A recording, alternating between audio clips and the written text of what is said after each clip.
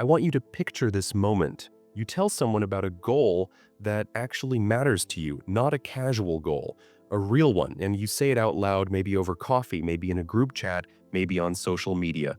People nod. Someone says, "That's awesome." Someone else gives you advice you didn't ask for. You walk away feeling lighter for about 10 minutes. Then something strange happens. You don't move the way you used to. The urgency fades, the edge dulls, weeks pass, nothing happens. And quietly, without anyone saying it out loud, you feel exposed, watched, judged, almost embarrassed for not living up to the version of yourself you announced. I know that feeling intimately. In my years of consulting, I see this mistake constantly. High potential people sabotage themselves the moment they start talking. They think they're being transparent or motivated, but what they're really doing is bleeding psychological leverage. And I want you to hear this clearly. It's not because you're weak. It's not because you lack discipline. It's because you're triggering a hidden dynamic most people never see. If you stay with me, I'll give you a blueprint for why silence works, how to use it, and how to protect your momentum in a world that rewards performance but punishes intention. Let me explain what's actually happening. One of the most useful tools I use when analyzing behavior comes from a study conducted at New York University in 2009 by psychologists Peter Gollwitzer and Gabriele Oettingen. They found that when people publicly announce their goals, their brains often register the social recognition as partial completion. You get a neurological reward before you've earned it. Dopamine is released not for progress, but for identity signaling. In plain terms, your brain confuses being seen as the person with becoming the person. I've watched clients announce fitness goals, career pivots, creative projects, even personal transformations. The louder they were at the start, the quieter they became 6 months later, not because they failed, but because their internal pressure evaporated the moment the external applause came in. Another foundational study I rely on comes out of Harvard in 2011, focused on self-regulation and identity. The researchers found that when people verbalize future-oriented identities, they reduce the likelihood of behavior aligned with that identity. Talking replaces doing. Language becomes a substitute for action. This is where psychological theory sharpens the picture. The first concept is called the social reality effect. When you state a goal publicly, it becomes socially real before it becomes materially real. Humans are wired to maintain consistency with social perception, not internal truth. Once others see you as ambitious, disciplined, or evolving, your subconscious relaxes. The hunger that drives transformation weakens. The second theory is cognitive dissonance.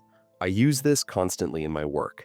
Cognitive dissonance is the tension between who you say you are and what you actually do.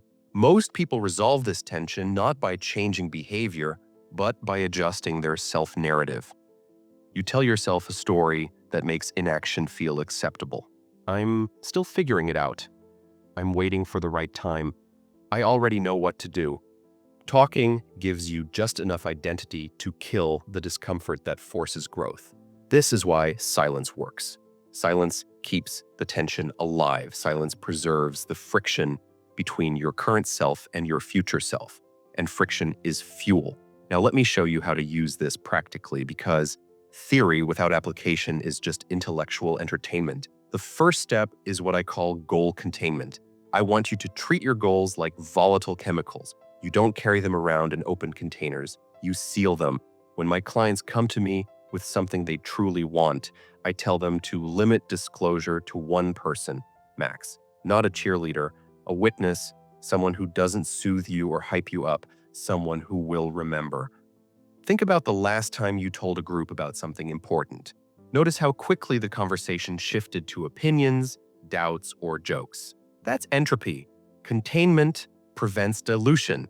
The second step is replacing verbal validation with environmental proof. Every time you feel the urge to talk about your goal, Do something small that leaves evidence instead. Send the email, write the paragraph, show up to the gym, and leave sweaty. Treat action like a receipt. I had a client who kept talking about starting a company. We replaced every conversation with one micro action per day. No announcements, no explanations. 6 months later, the people he used to talk to were asking him how he did it. That's leverage. The third step is strategic invisibility. I want you to think about the last time you walked into a social situation feeling unsure and checked your phone. That impulse is about visibility anxiety. Strategic invisibility flips that. You stop broadcasting your inner world. You let people project. When you don't explain yourself, others assume competence. Silence creates ambiguity, and ambiguity creates authority. This isn't manipulation, it's how human perception works. The fourth step is reframing loneliness as incubation. There's a phase in every serious transformation where you feel disconnected. My clients often tell me they feel like they're falling behind socially. I tell them the truth. You're not falling behind, you're going underground.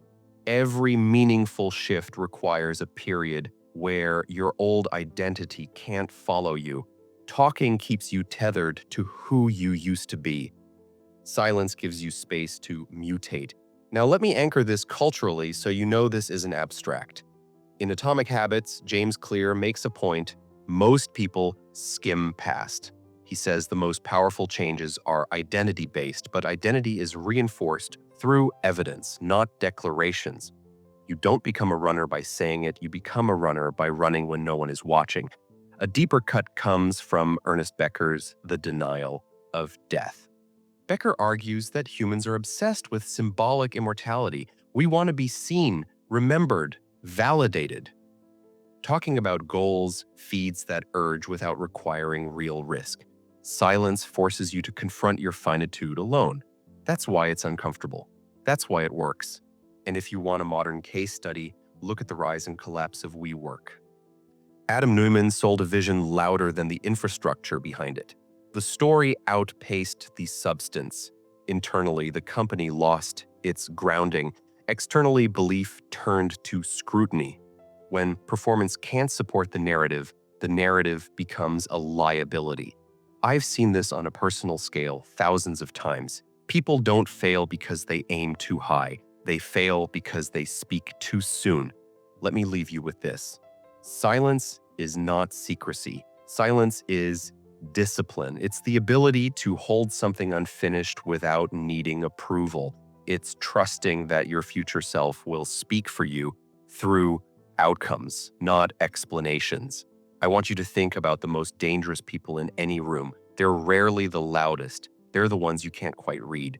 The ones whose actions arrive before their words. So here's the question I want to leave you with, and I want you to actually sit with it. What would change in your life if the next version of you wasn't announced, but discovered? Sit with that.